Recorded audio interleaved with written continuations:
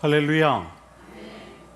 오늘 예배 가운데 나오신 여러분 모두를 주님의 이름으로 환영하고 또 여러분 한 분 한 분을 주님의 이름으로 축복합니다. 옆에 있는 분들과 함께 인사 나누시겠습니다. 잘 오셨습니다. 반갑습니다.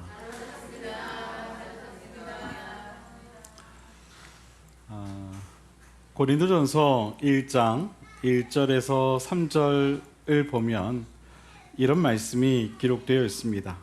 하나님의 뜻을 따라 그리스도 예수의 사도로 부르심을 입은 바울과 및 형제 소스데네는 고린도에 있는 하나님의 교회 곧 그리스도 예수 안에서 거룩하여지고 성도라 부르심을 입은 자들과 또 각 처에서 우리의 주 곧 저희와 우리의 주 되신 예수 그리스도의 이름을 부르는 모든 자들에게 하나님 우리 아버지와 주 예수 그리스도로 쫓아 은혜와 평강이 있기를 원하노라. 아멘. 이 본문을 통해 사도 바울은 하나님의 교회에 대해 그리스도 예수 안에서 거룩하여지고 성도라 부르심을 입은 자들 그리고 각 처에서 주 예수 그리스도의 이름을 부르는 모든 자들이라고 설명하고 있는 것을 보게 됩니다. 교회란 건물이나 어떤 제도가 아닙니다. 교회란 사람들의 모임을 말하는데 좀 더 구체적으로 어떤 사람들의 모임인가? 바로 예수 안에서 거룩하여지고 성도라 부르심을 입은 사람들의 모임이 곧 교회라는 것입니다. 예수 안에서 성도라 부르심을 입은 자들. 이 시간 옆에 있는 분들을 한번 바라보시겠습니까? 그리고 그분들에게 이렇게 한번 이야기해 보시죠. 예수 안에서 부르심을 받은 당신이 교회입니다.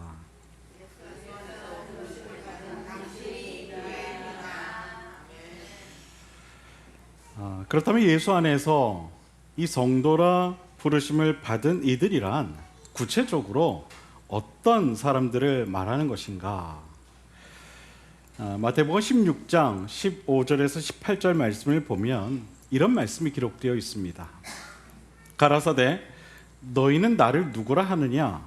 시몬 베드로가 대답하여 가로되 주는 그리스도시요 살아계신 하나님의 아들이시니이다. 예수께서 대답하여 가라사대 바요나 시몬아 내가 복이 있도다. 이를 내게 알게 한 이는 혈육이 아니요 하늘에 계신 아버지시니라. 또 내가 내게 이르노니 너는 베드로라. 내가 이 반석 위에 내 교회를 세우리니 음부의 권세가 이기지 못하리라. 아멘. 이스라엘 백성들은 오랫동안 자신들을 구원해 주실 메시아 곧 구원자 되시는 그리스도를 학수고대해 왔습니다. 그런데 베드로 사도께서 지금 예수님을 향하여 이렇게 고백을 하고 있는 것입니다. 주께서 그리스도이십니다. 그리고 주께서 살아계신 하나님의 아들이십니다. 라고 지금 고백을 한 거예요. 이 고백은 예수님 당신이 바로 우리가 그토록 기다려온 메시아이십니다. 라는 고백이었습니다. 베드로 사도의 고백을 들으신 예수님께서 한치의 망설임도 없이 베드로 사도의 이 신앙 고백 위에 당신의 교회를 세우실 것을 선포하십니다. 이 본문 말씀을 토대로 우리가 다시 한번 교회를 정의해 본다면 이렇게 정의해 볼 수 있을 것입니다. 주는 그리스도시요 살아계신 하나님의 아들이라고 하는 신앙 고백을 믿음으로 고백하는 자들의 모임, 이것이 바로 교회라는 것입니다. 여러분, 교회는 예수님을 그리스도로 또한 살아계신 하나님의 아들로 고백하는 그런 사람들의 모임이라는 사실을 여러분 꼭 믿으시길 바랍니다. 예수님께서도 성경을 통해 우리에게 분명하게 말씀하셨죠. 베드로 사도를 향해 내가 이 반석, 즉 베드로 사도의 신앙 고백 위에 내 교회, 즉 주님의 교회를 세우겠다, 그렇게 분명하게 말씀하셨습니다. 그러므로 교회는 어떤 건물이 될 수 없는 것이죠. 또한 어떤 제도가 될 수도 있는 것이 아닙니다. 교회는 오직 주님을 중심으로 모이는 사람들의 모임인 것입니다.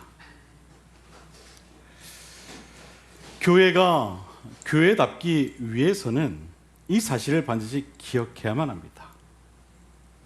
반드시 주님께서 교회의 머리가 되어야만 하는 것이고, 또 우리는 그러한 주님을 중심으로 모이는 사람들이 되어야 한다는 것입니다.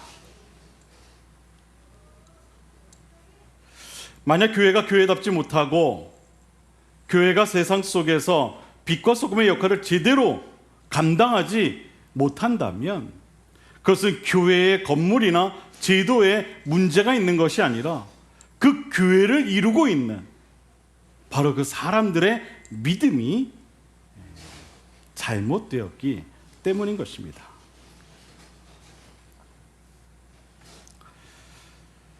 교회가 교회다운 모습이 되기 위해서는 반드시 교회된 우리 자신을 먼저 온전케 해야 할 필요가 있습니다. 381년에 제정된 이 니케아 콘스탄티노플 신조를 보면 이런 고백문이 기록되어 있는 것을 보게 됩니다. 우리는 하나이고 거룩하고 보편적이고 사도적인 교회를 믿습니다. 자, 따라해 볼까요? 우리는 하나이고 이래가지고 하나가 되겠습니까? 다시 한번 해볼게요. 우리는 하나이고 거룩하고 보편적이고 사도적인 교회를 믿습니다. 아멘. 오늘날에도 계속해서 유효한 이 고백을 통해 어떻게 해야 교회가 교회다울 수 있는지, 또한 교회된 우리 자신을 어떻게 해야 온전케 할 수 있는지에 대한 해답을 한번 찾아보고자 합니다. 첫째, 먼저 교회는 하나임을 우리는 결코 잊어서는 안 될 것입니다. 교회가 하나가 되어야 하는 이유는 너무나도 당연하게 교회의 머리가 되시고 우리가 믿는 주님께서 한 분이시기 때문입니다. 에베소서 4장 3절에서 6절 말씀을 보면 이런 말씀이 기록되어 있습니다.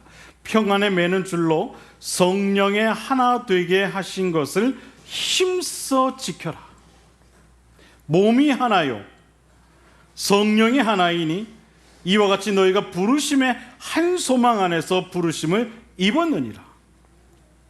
주도 하나이요 믿음도 하나이요 세례도 하나이요 하나님도 하나이시니 곧 만유의 아버지시라.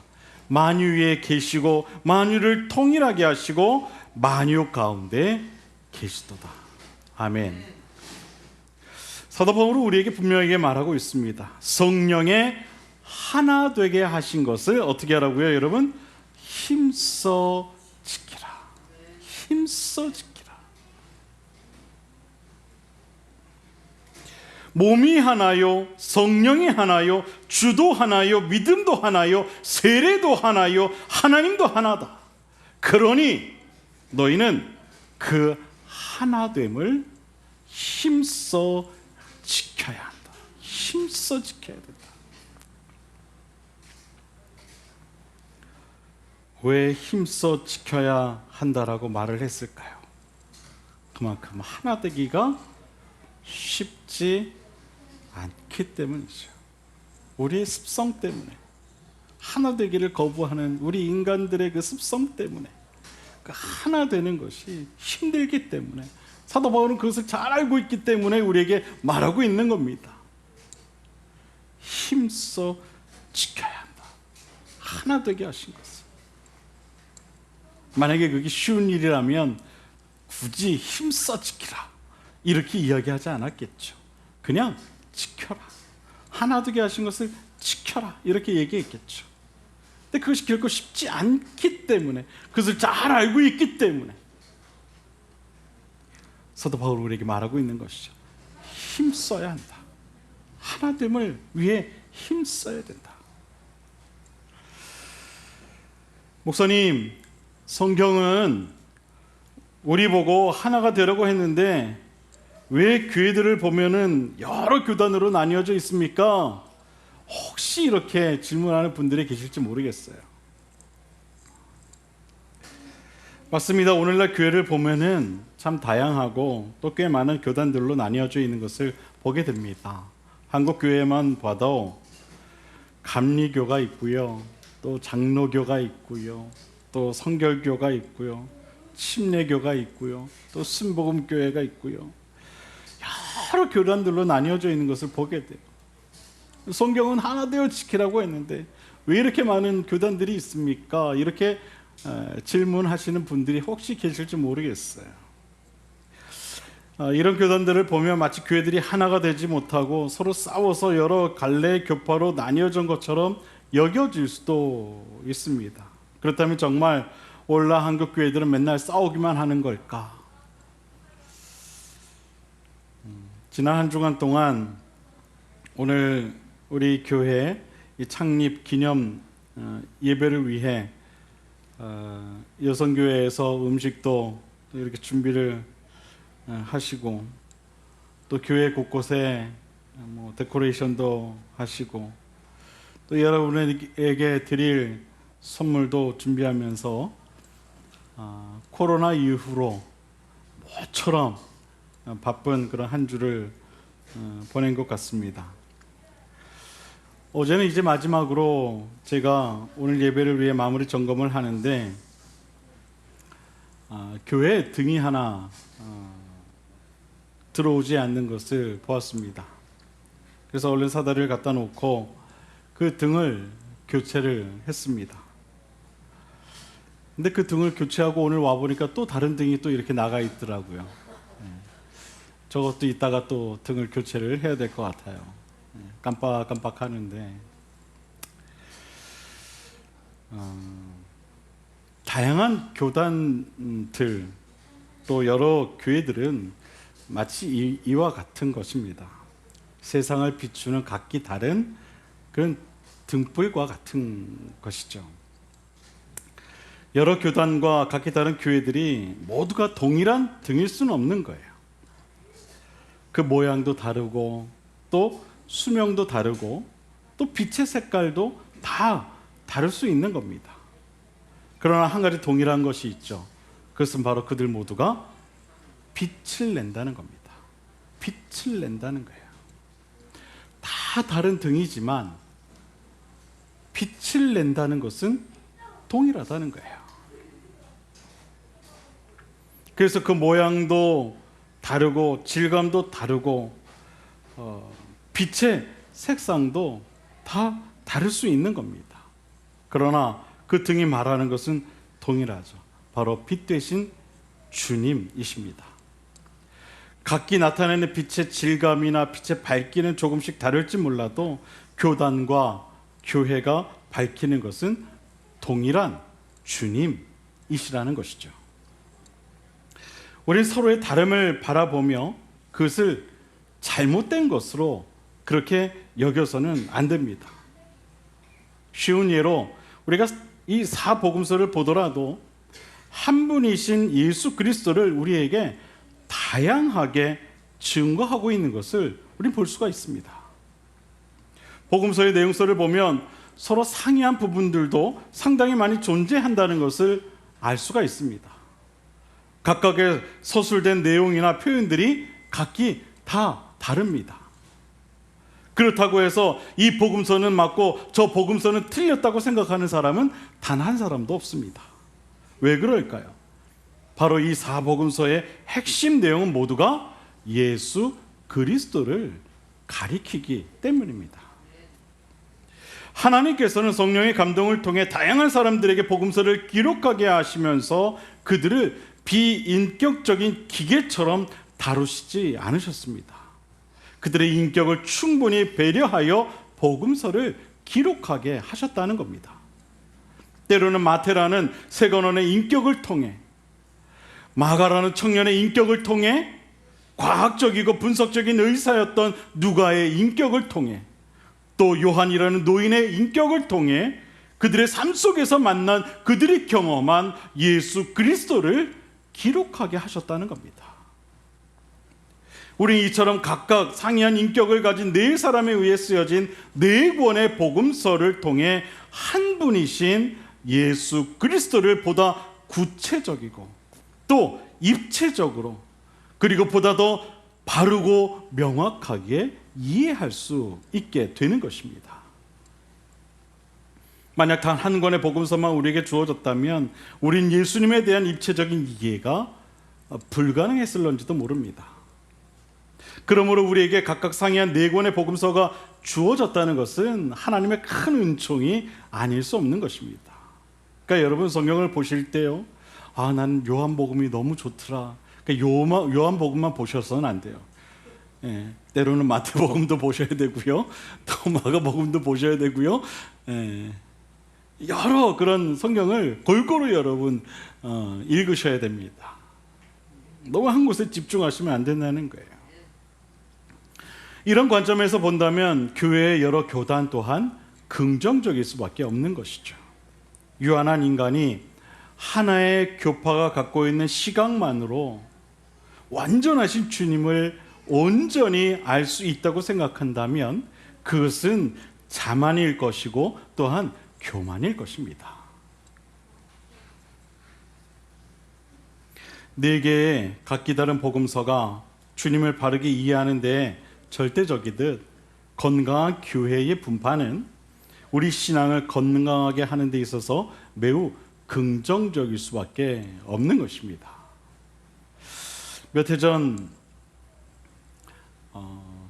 우리 김유현 권사님 댁이 청주로 이사 가기 전에 여성교회 분들이 이 김유현 권사님 또 강정수 집사님 네 분을 보시면서 이런 말씀을 하는 것을 제가 들은 적이 있습니다.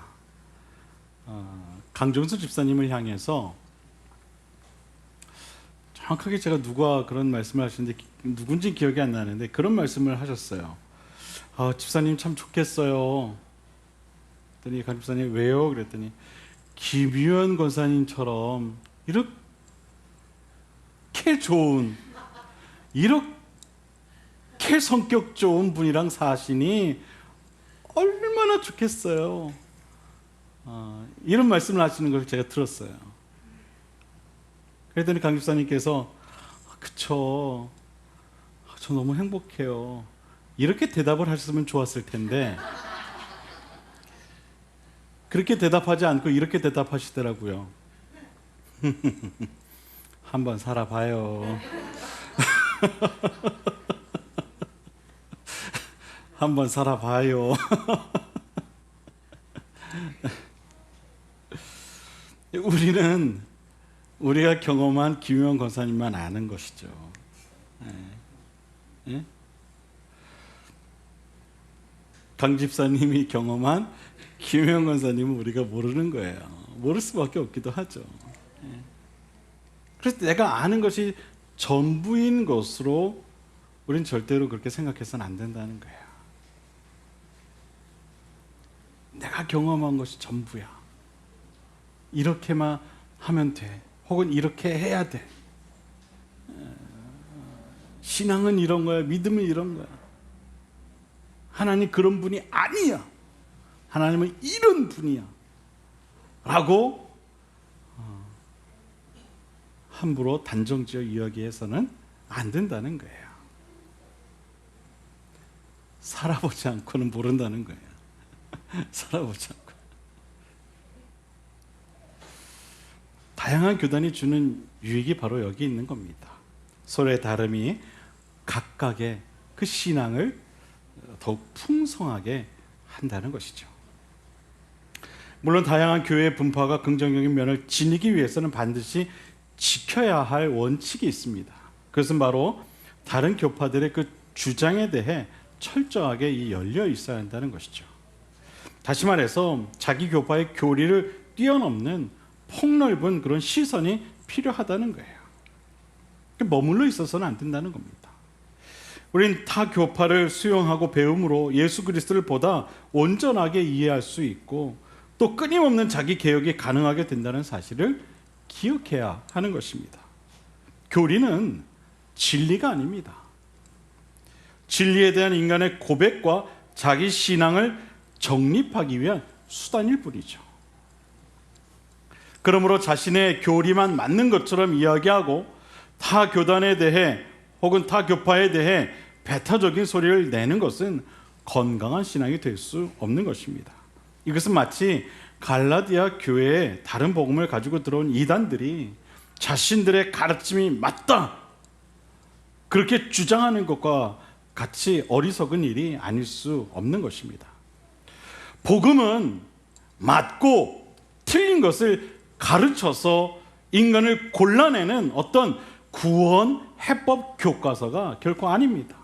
이렇게 해야만 구원을 받을 수 있다고 하면서 구원에 대한 지침을 가르치는 주장은 전혀 복음적이지 않은 것입니다.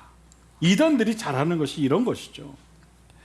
그들은요, 이래야만 구원을 받을 수 있어 그렇게 이야기합니다. 그게 이단들의 특징이에요. 그러면서 사람들이 현혹합니다. 그러나 이것은 사단의 유혹일 뿐이라는 사실을 우리는 잘 알아야 돼요. 우리는 복음이 모든 인간을 구원하기 위하여 그들 모두를 하나로 만드는 하나님의 은혜에 관한 기록이라는 사실을 분명히 알아야 합니다. 모든 인간을 구원하기 위한, 하나 되게 하기 위한 하나님의 그 은혜에 관한 기록, 여러분 그것이 바로 복음인 겁니다. 분열을 조장하거나 혹은 자신만 맞다고 주장하는 소리는 복음과 상관없는 인간의 가르침일 뿐이라는 겁니다. 그럼에도 불구하고 안타깝게도 오늘날 이러한 어리석은 일들이 그치지 않는 것을 보게 됩니다. 그러나 명분이 무엇이든 간에 인간의 욕심 때문에 교회를 분열시키는 것은 하나님 앞에서 명백한 죄가 된다는 사실을 우리는 분명히 깨달아야 할 것입니다. 교회된 성도들은 오직 그리스도 안에서 하나가 되어야 합니다. 지난 주일에도 설교 시간에 말씀드렸듯이 고린도 교회의 분파 문제에 대해 사도 바울은 이렇게 이야기합니다. 사랑으로 하나 되라. 사랑으로 하나 되라. 사랑하는 여러분, 교회는 하나여야 한다는 사실을 꼭 믿으시게 되길 바랍니다. 서로의 다름을 인정할 줄 알고 또 수용할 줄 아는 사랑으로 하나 되는 교회가 되어야 한다는 사실을 여러분 꼭 믿으시게 되기를 바랍니다. 두 번째, 교회는 거룩해야 합니다. 그리스도인들은 서로를 향해 이렇게 이야기합니다. 성도란 거룩한 사람이라는 의미입니다. 그렇다면 과연 모든 그리스도인들은 정말 거룩할까? 이런 질문을 할 수밖에 없을 것 같습니다. 과연 거룩한가? 우리 옆에 있는 분들에게 한번 물어보십시오. 당신은 정말 거룩하십니까? 질문조차 자신이 없으십니까? 다시 한번, 당신은 정말 거룩하십니까? 왜 질문들을 못하세요? 이렇게 한번 물어보세요. 그런데 왜 당신은 성도입니까?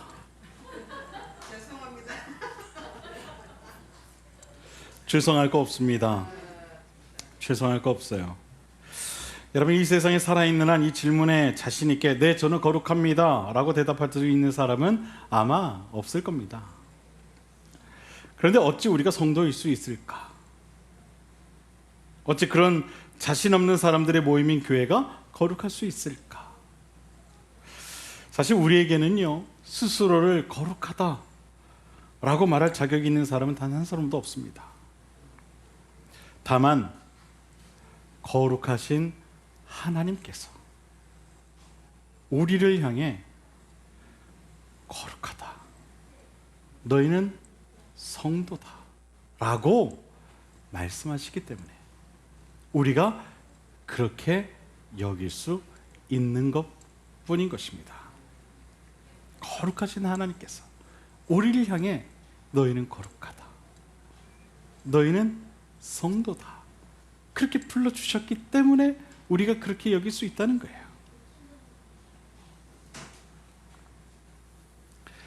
인간은 하나님 앞에서 모두가 죄인입니다.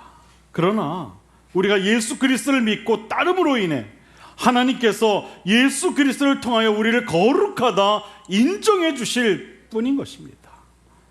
이것이 바로 칭의인 것이죠. 칭의. 의롭다 칭하셨다. 우리가 하나님께로부터 받은 의의 면류관인 것입니다.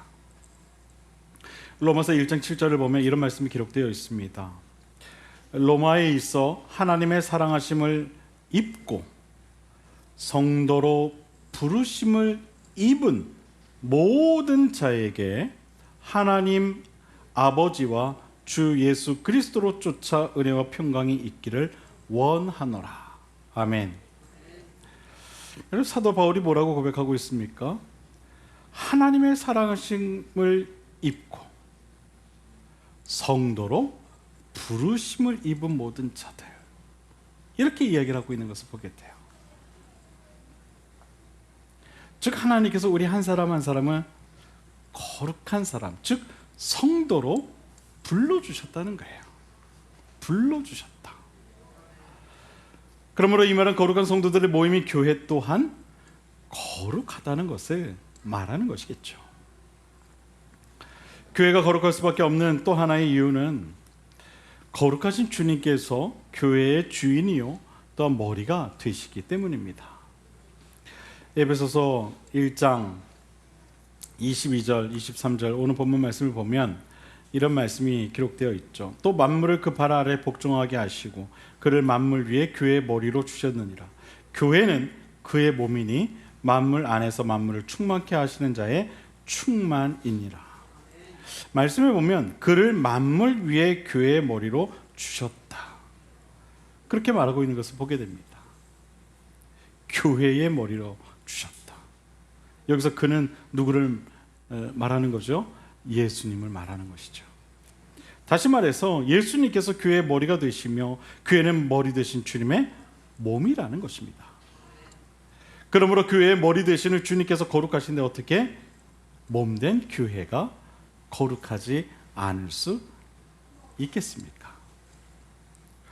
이처럼 교회된 우리 자신은 하나님 앞에서 늘 부족한 자들이지만 거룩하신 예수 그리스도께서 우리의 머리가 되심으로 우리 또한 거룩한 교회가 되어야 한다는 사실을 기억해야 합니다.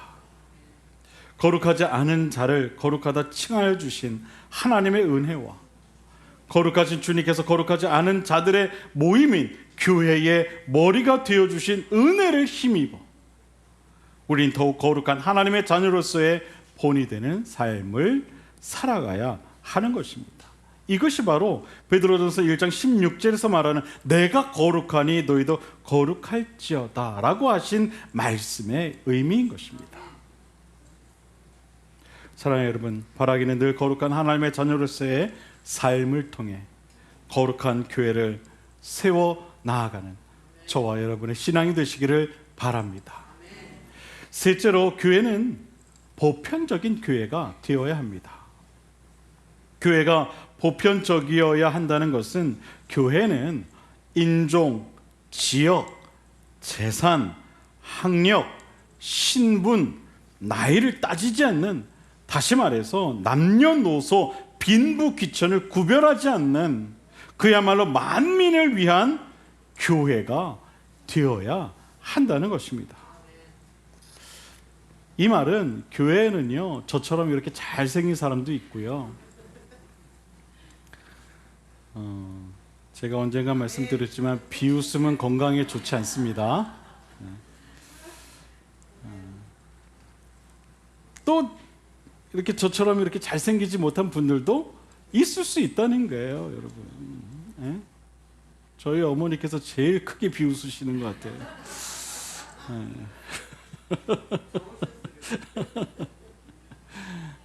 아주 다양한 사람들이 있는 곳이 교회여야 한다는 것이죠. 교회의 머리이신 주님께서는 모든 사람을 구원하시기 위해 이 땅에 오셨고 또 그들을 구원하시기 위해 이 땅 위에 교회를 세우셨다는 사실을 우리는 알아야 할 필요가 있다는 거예요. 마가복음 11장 17절을 보면은 이런 말씀이 기록되어 있죠. 내 집은 만민이 기도하는 집이라. 만민이 기도하는 집이라. 그리고 마태복음 28장 19절과 20절을 보면 이런 말씀이 기록되어 있습니다. 너희는 가서 모든 족속으로 제자를 삼아 아버지와 아들과 성령의 이름으로 세례를 주고 내가 너희에게 분부한 모든 것을 가르쳐 지키게 하라. 너희는 가서 모든 족속으로 제자를 삼으라. 모든 족속으로. 즉 모든 인종과 국경과 사상과 문화를 넘어서 이 땅에 존재하는 모든 이들이 예수님의 제자가 되도록 하라는 이야기입니다. 여러분, 예수님의 이러한 보편적 교회에 대한 가르침은 2000년 전에는 가히 상상도 할 수 없는 그런 혁명적인 가르침이었습니다. 왜냐하면 예수님 당시에는 노예도 존재했었고 귀족과 천민이 구별되던 그런 시절이었기 때문입니다. 보편적이란 말을 하기는 쉬웠을지 모르지만 실천하기에는 많은 용기가 필요했던 그러한 시대였습니다. 물론 오늘날이라고 해서 모든 교회가 이처럼 다 보편적인 것은 아닙니다. 아직까지도 그렇지 못한 교회들이 참 많이 있는 것을 보게 됩니다. 나와 너를 구별하고 교회 안에서 나뉘어져 있는, 성도 간에 서로의 벽을 쌓아두고 있는 그런 교회들이 아직도 많이 있는 것을 보게 됩니다. 특히 오래된 교회일수록 더 그러합니다. 얼마나 그 벽이 높은지 모릅니다. 새 신자가 교회에 오면은요, 그 벽을 넘지 못하고 결국 교회에 적응하지 못하고 교회를 떠나는 경우를 많이 보게 됩니다. 여러분, 교회는 누구든지 들어올 수 있는 보편적 교회가 되어야 한다는 사실을 여러분 꼭 믿으시길 바랍니다. 누구라도 예배당에 들어와서 하나님께 예배를 드릴 수 있는 곳이 교회여야만 합니다.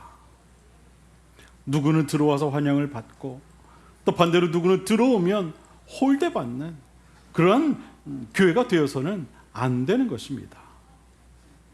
교회 문턱이 높아서는 결코 안 되는 곳이 바로 교회인 것입니다. 교회는 만민을 위한 주님의 집이라는 사실을 우리는 반드시 기억해야 할 것입니다. 여러분, 보편적이기를 꺼려하는 교회는 건강한 교회일 수 없습니다. 그 이유는 명백합니다. 성경을 보면 주님께서 이 땅에 계실 동안 주님 곁에 어부도 있었고요, 또 세리도 있었고요, 어떤 군인 장교도 있었고요, 학자도 있었고요, 정치인도 있었고요, 부자와 거지도 함께 있었고요, 몸이 아픈 사람들도 있었고요, 심지어 창녀도 있었고요, 강도도 있었고요, 남녀노소 모두가 함께 있었음을 우리는 보게 됩니다. 이처럼 예수님 곁에는 남녀노소 빈부귀천의 사람들이 모두가 함께 섞여 있었음을 우리는 결코 잊어서는 안 될 것입니다. 만약 주님께서 보편적 구원을 이루어 주시지 않았다면 우리도 이처럼 교회에 모이지도 못했을런지도 모릅니다. 그러니 여러분, 교회에는 참 다양한 그런 사람들이 존재한다는 것을 여러분 인정할 줄 알아야 합니다. 나와 다른, 나와 생각이 다르고 삶의 패턴이 다르고 언어가 다르고 행동이 다르고 그런 사람들이 교회 안에 존재한다는 것을 인정할 줄 알아야 돼요. 사랑으로 그들을 품어줄 수 있어야 한다는 거예요. 그런 보편적인 교회를 바라볼 줄 알아야 하는 거예요. 사랑하는 여러분, 저는 우리 교회가 어떠한 경우에도 교회의 교회다움을 잃어버리지 않게 되기를 바랍니다. 교회가 교회될 때 하나님 나라는 이 땅 위에 세워질 것이고 또한 선포될 것입니다. 바라기는 건강한 교회, 그리스도의 피 값으로 사신 교회, 교회의 머리가 되시는 예수 그리스도를 정말 잘 섬기는 교회가 되어 하나님께서 원하시는 참된 교회로 성장해 나아가는 우리 그림교회가 될 수 있게 되기를 주님의 이름으로 간절히 축원을 드립니다. 교회는 하나요, 거룩하며 보편적이어야 한다는 사실을 꼭 기억하고 돌아가는 오늘 이 시간 저와 여러분 모두가 될 수 있게 되기를 주님의 이름으로 간절히 축원을 드립니다. 기도하겠습니다.